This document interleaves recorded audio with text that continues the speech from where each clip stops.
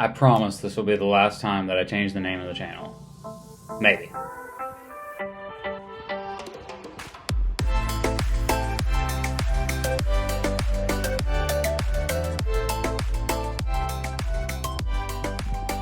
Alright, C464, Introduction to Communication. There is a OA on this, and there is 2 PAs, and for the first time since I've started WGU, there is a video task that you have to do. You have to do pretty much a YouTube video, which bodes well for me since I started this channel, and I kind of already know my way around this a little bit so far.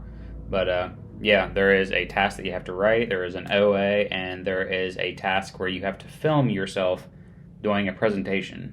So I'm just going to go down the line of how I actually did this. So task 1 is very simple. What you're basically just doing is writing an outline of how you're going to do your video.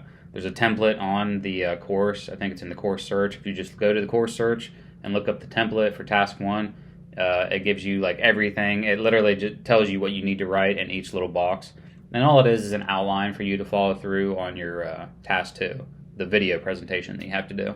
Alright, task 2 is just a presentation that you have to do. You have to give one visual aid, and they give you a bunch of things in the course search that you can pick off of, but I believe that you can actually pick your own topic. But in the course search, there's a long list of different things. What I did was cyberbullying and social media, and they have to be accredited study things. It can't just be an opinion presentation. It's got to be things that are actually accredited studies. And I'll tell you, both of my tasks got kicked back to me for revisions. And the reason is solely because of citations. They're very big in this course. They have been in other courses that I've taken, other PA courses, but they're very big on citations. And they have in the course search where you can go and find exactly how to do the citations. But make sure you get that right whenever you submit them, because they're very particular about their citations for some reason. I don't know why, but they are. Also, something to be aware of is in the task 2, they actually want a Word document of your citations. You can't just... Because when I did my task 2 video, I actually put the citations in throughout the video, edited them into the links and authors and stuff into the bottom of the video. But they actually want a Word document attached to that. I'll go into the Panopto the way they want it, but they actually want a Word document submitted with the video. So make sure that you do that. You do a Word document of all your citations and submit that with your video. Anyway, the way they want the video submitted is through a software called Panopto. I've never used it at WGU so far, but I edited it. You can edit the video and do all of the recording and stuff like that on a different software, and then just run the video to Panopto. But you have to upload it to Panopto and then copy the URL. They have a thing in the course search that tells you exactly how to do it. It's not too complicated, but yeah, but you can edit the video also on Panopto. I hope I'm saying that right.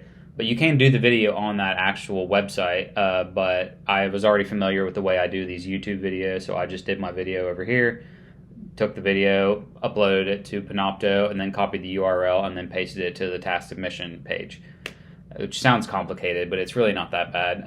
But if you're trying to do your video on the actual Panopto site, I don't know what to tell you because I didn't actually mess with it. I did basically a YouTube video and my presentation, and then uploaded it to the Panopto site. So I submitted them. They kicked them back for revisions because of citations. I fixed the citations and submitted them, and they passed both of them. So they're both pretty straightforward, easy things. I know some people struggle with public speaking, or even speaking into a camera or doing a presentation, and they have a few videos that kind of help you along.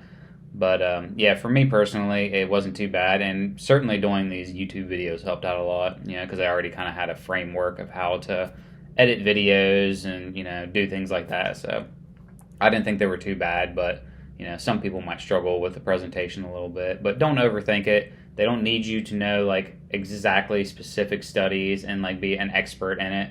They just want you to kind of, speak clearly and not stumble over words, and, it's not too bad. Don't overthink it. Anyway, moving on to the OA.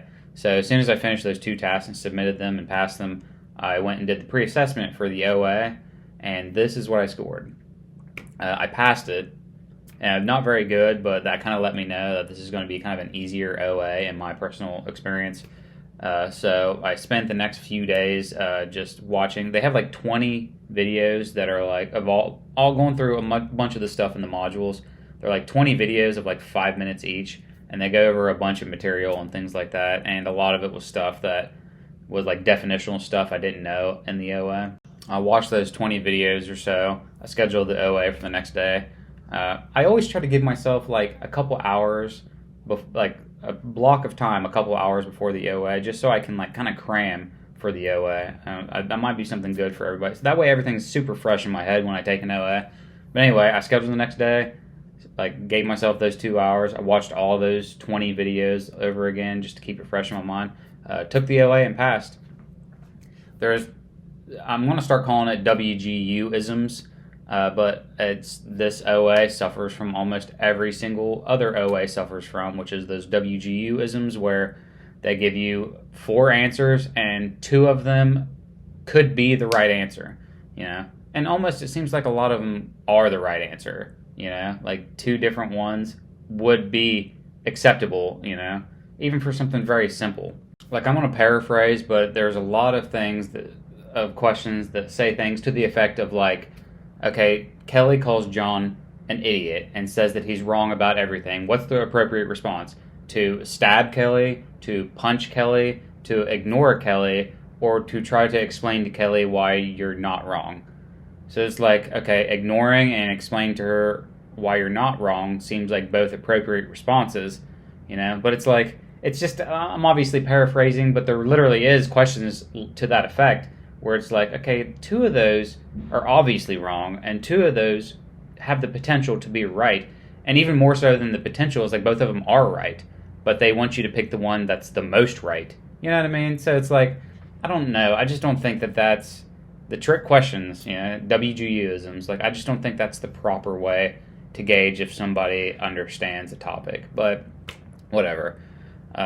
It's over. The course is over. I passed it, and I'm just going to move on to the next one. But it's bothering me that every single OA I take is like that, where it's just, I don't know. Anyway, so I'm jumping into taxation this week. A lot of people said it only takes about a week to knock out, and I kind of already started it last term, so I have a bunch of notes already on it. But I'm going to hop into that one this week, and hopefully it doesn't take too long, and I'll come back on here. I'll see you guys in the next one.